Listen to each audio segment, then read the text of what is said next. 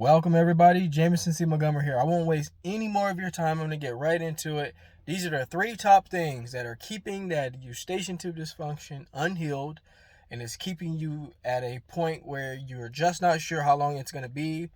And I can almost imagine that you almost feel like things are getting worse before it gets better, and you don't see better happening anytime soon.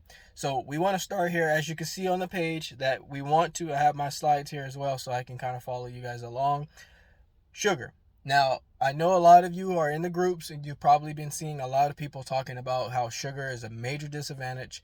It's really not helping you, and you're probably asking, how do I just cut out sugar? How do I cut all that?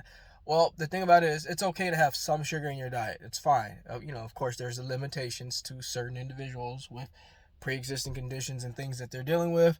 But ultimately, if you're a relatively healthy individual and you're having this condition, although it is benign, it's going to take longer if you're piling away the sugar. Now I know some of you are like, hey, there's sugar in fruits and sugar in certain types of foods that we eat, and that's fine.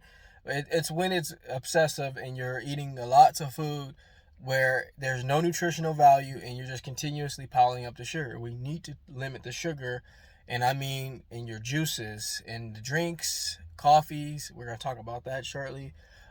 We have to limit the sugar because it's causing a numerous of problems. As you can see on the screen, these are things that we're not necessarily covering, but it's taking longer for your body to heal. And here's why.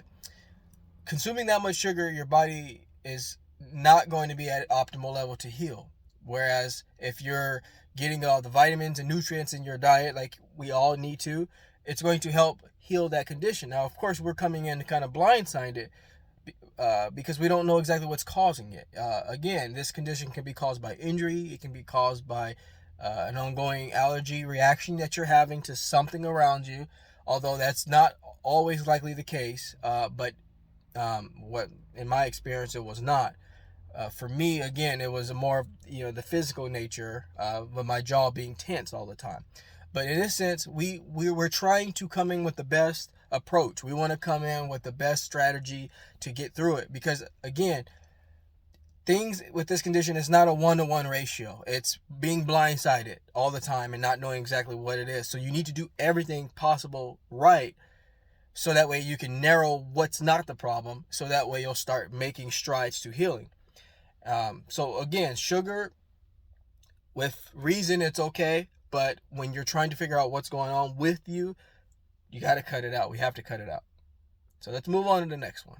Okay, you guys all saw this one coming. Coffee, as you can see here, coffee has benefits as well. It helps with heart disease, and a lot of the time it helps with blood pressure. It can help with a lot of things, as you can see. I have it on the screen, and I don't want to knock coffee because there's a lot of benefits to drinking coffee.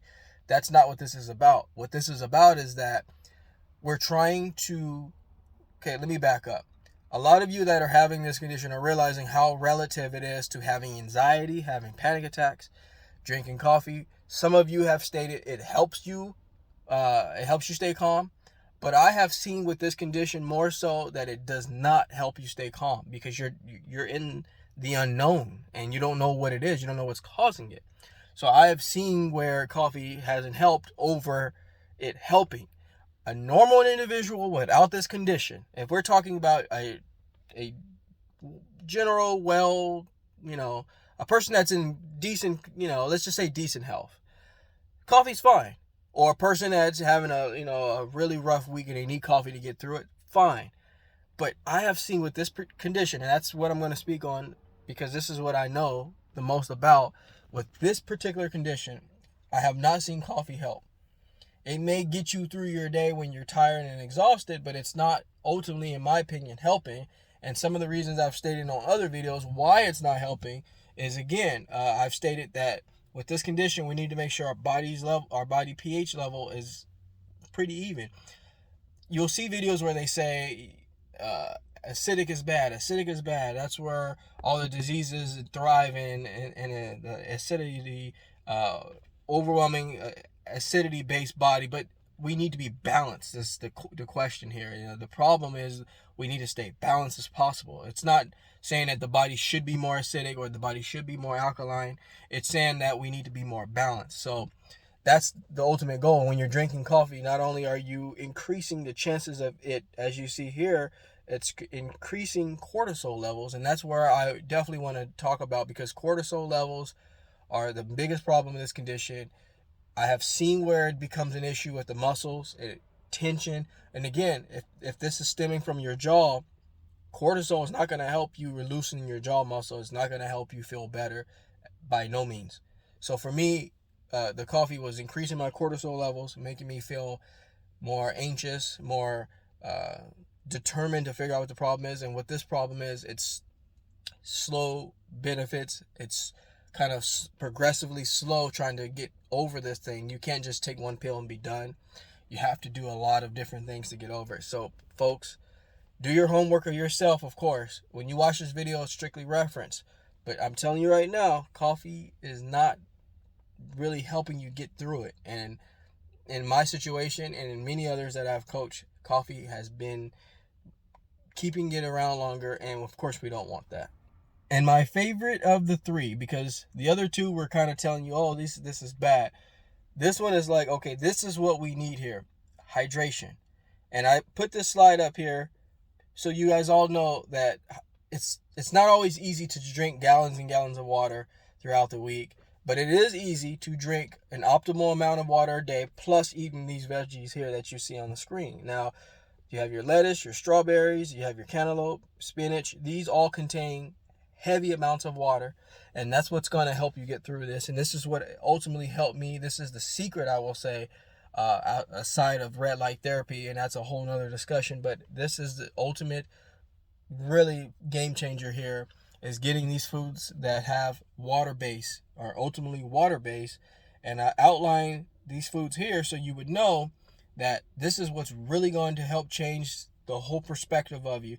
If you're consuming these foods while drinking decent amount of water, you're going to see a lot of benefits. And I can't really tell you what you will see personally, but I can tell you what I have seen by eating all of these foods here. And it took me a minute to think of all the ones that I consume daily, but these were the ones that I consume daily. These are the things that really helped me get through my day. And what helped me was, this helped clear my mind, actually. It actually helped keep me going. It helped my blood pressure stay good. And when I quit the coffee, this was even working even better. But when I was drinking coffee, I was also eating these foods. I noticed it wasn't taking me to the next level, the healing level. It was just kind of maintaining me a little bit. And you want to get to the next level. And I think if you cut out the coffee while supplementing with these foods, because nothing's going to supplement you like food does. You can take all the vitamins in the world. You need to get good food in your diet, and that diet's a huge thing. I've seen comments on our on the group. I have a group that I do as well that I can link at the bottom of the description here, where someone said diet is a huge thing. It really is.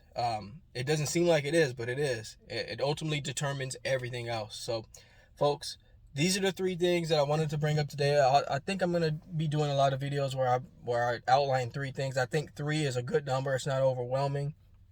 It doesn't make you feel like you had a long ways to go. It's pretty simple to follow 3 things, and I think that's what's going to benefit you overall, to kind of get an outline of what's best for you based on your current situation and what you do day to day with your lifestyle. So I think I'll be doing more of these.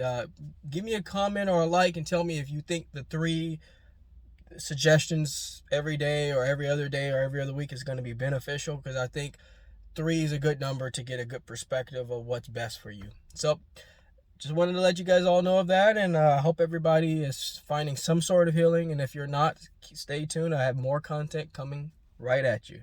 Alrighty, but everybody, take care. Jameson C. Montgomery here. I will talk to you soon.